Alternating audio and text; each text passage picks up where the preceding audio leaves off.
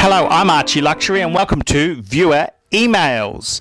And before we start Viewer Emails, I'd just like to make a small announcement about a video I released yesterday, which was called Meanwhile in Africa, a New Segment. And after some careful consideration, I'd like to say that I was wrong to say apartheid, that South Africa was better under apartheid than the current system. And I mean, my frustration with the corrupt current government with Jacob Zuma, a man who's stood trial for raping a HIV positive woman. I suppose, at the end of the day, I would like to say that I think apartheid is wrong. However, the government that we have in South Africa has proven what a shambles the current system is. And whilst I certainly, I think in hindsight, I think it's wrong to say apartheid is the solution. It is. I stand by my statement where I said that I think things for both whites, blacks, and coloureds in South Africa were better when apartheid was in place than the current system.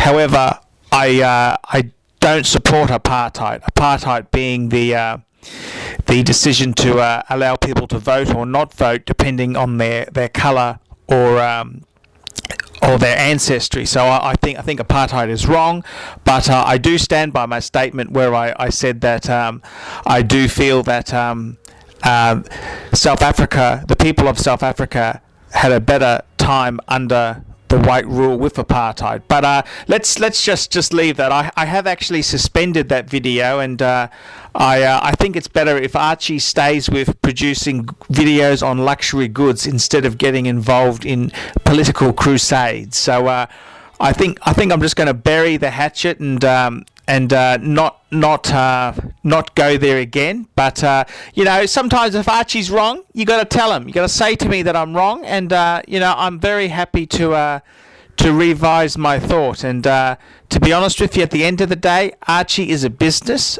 I'm here to sell Google ad space, and if I piss all my viewers off, well, that's not going to do anything positive. So I'm happy to change my view for money. So just like any corrupt regime, I'm easily bought. So there you have it. Okay, now let's get back to the fun topic of viewer emails. Okay. Hi Archie, we've spoken a bit already about the quality differential between vintage and modern Rolex. Can you fit in a more detailed discussion about this the next time you do a video on sports Rolexes, or in the next installment of viewer emails, or in any other segment where the question might fit? I've heard several people say that modern Rolex watches are better than vintage in terms of the quality and materials and the sophistication of the movements. But I've also heard that the movements in vintage Rolex watches are better in the sense that they are just as accurate as the modern movements in modern Rolexes, and that they are less complicated and therefore require less maintenance and are less likely to need parts replaced. Can you give some clarity on this? Cheers, Chris. That's an excellent question, Chris.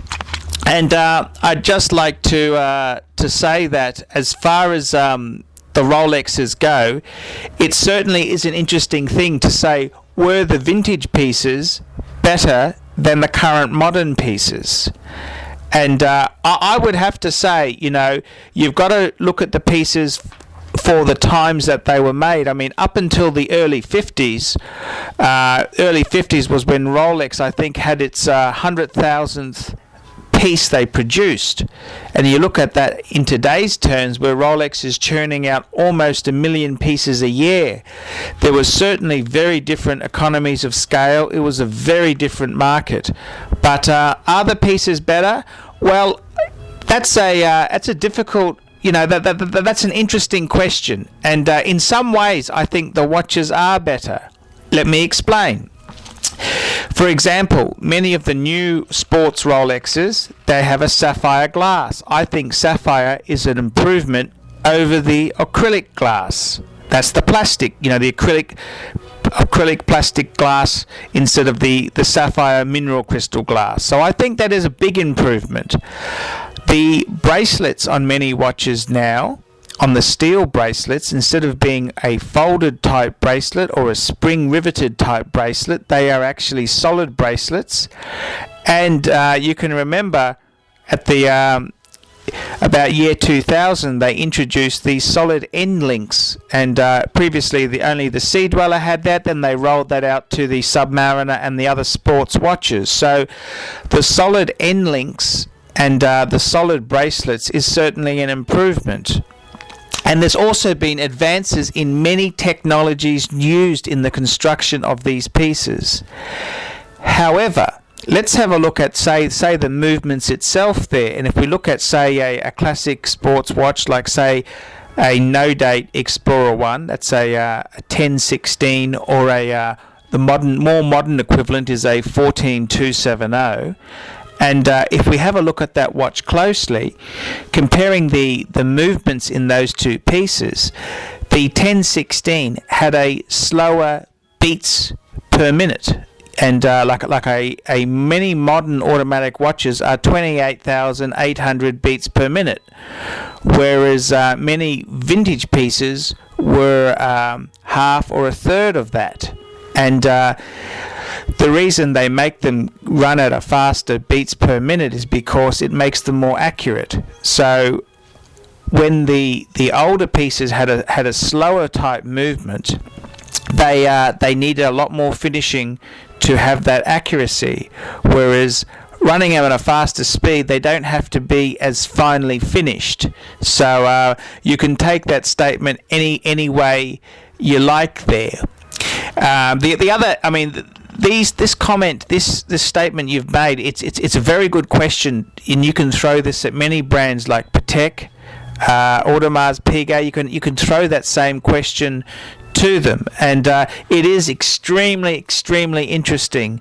And I must admit, I'm not a big fan of the latest Rolex sports watches with the ceramic bezels. I think the ceramic bezels aren't an improvement over the I think it looks too big and bulky, and it's changed the whole dynamics of the watch. But many new buyers and people who like a bigger watch, they like that ceramic bezel, and it's quite interesting. I was showing one of my bosses at work. He just bought a ceramic GMT, and I said, I've got Explorer 2, and I showed him. He said, it's a bit small, even though the case size was only minimal difference between the two cases. But his comment, it's a bit small, it reflects how it looks with that new ceramic bezel. So there's pros and cons for it, but my general feeling is I think they've improved, and considering the number of watches they churn out now from Rolex, I think they have improved a lot. But in the same token, I'd also say some of these points I've raised is what makes the vintage pieces, like, say, a vintage Submariner or a vintage GMT, so attractive.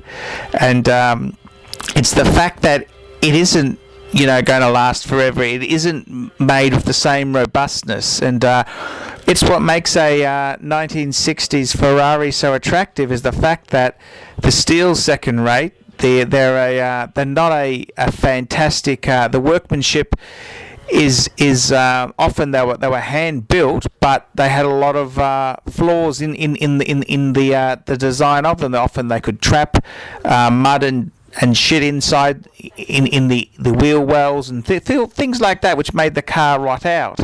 And that's what makes finding a beautiful Ferrari from the 60s so much attractive. And it's just like an E-Type Jaguar as well. I mean, they weren't made to last forever, and when you find one that's pristine and beautiful, it just makes it more precious. And in many ways, a sports Rolex is the same. Okay, next viewer email we've got here. Okay, we've got this was a comment from Lars Dars, and this was in regards to Archie reaching the 2 million YouTube views milestone, and he says, I always enjoy your repetitive and cheaply and poorly produced photo shows.